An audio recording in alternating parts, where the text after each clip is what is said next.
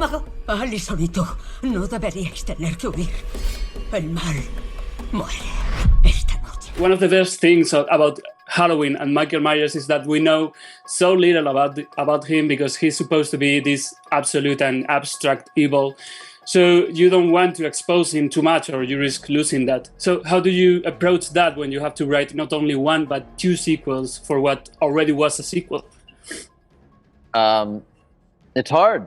To me as a writer, that's the challenge, is to write a character that doesn't talk, and it's like writing for a mime or something. It's trying to come up with new and interesting ways to exhibit characterization without any sort of exposition or understanding of a character is a real challenge, and we struggle with it, but we have fun with it because that's part of the job. Is how do we retain the mythology of Michael without giving away too much or justifying his psychology. Yeah, that's the risk. I want to ask about this idea for a trilogy because I've read that you had it a long time ago. So I wonder how long have you been thinking about it, and how much has it evolved in this time, because they seem films very connected to their time.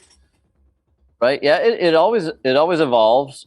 Even I'd say it was last week where I came up with the very ending notes of Halloween Ends in a way that I just woke up with this idea that I was very excited about, and when I tested it with Jamie Lee Curtis, she loved it. So it's having those kind of moments of eureka, inspiration are all part of the evolution. So I'll be having those moments until I've locked picture and sound mixed the movie.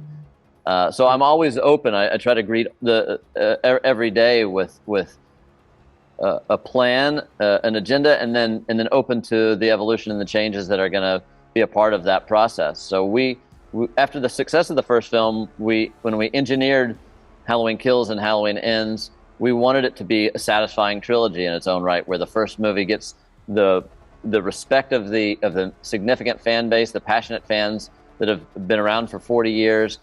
Halloween Ends, we have to bring a satisfying resolve to it, and Halloween Kills is about just an explosive middle chapter of darkness and chaos.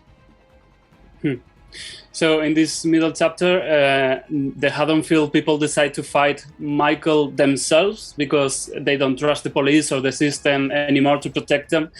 Could we understand this decision as sort of an allegory for how many Americans felt, especially during the last years with Trump as president, when you were writing the script? Yeah, we wrote the movie 3 years ago, and we filmed it 2 years ago. It's funny because there is certain subconscious processing of the world around us as we're writing, and we know we're making what we hope to be a very fun genre slasher movie, but it has been very strange to watch as the world's unfolded over the last couple of years since we wrapped production, the significance and the parallels and the fact that we could have a genre slasher movie that actually you can have discussions about how it is affected by culture, or it affects culture itself, is pretty fascinating.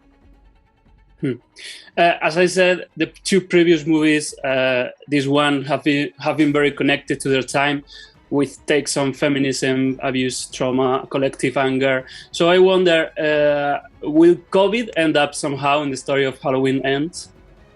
Not really as a story, but we are acknowledging that the film takes place 4 years after the events of 2018. So not only are the characters having to process the tragedies of 1978 and 2018, but also, the world that's evolved and changed over the 4 years since they last saw Michael.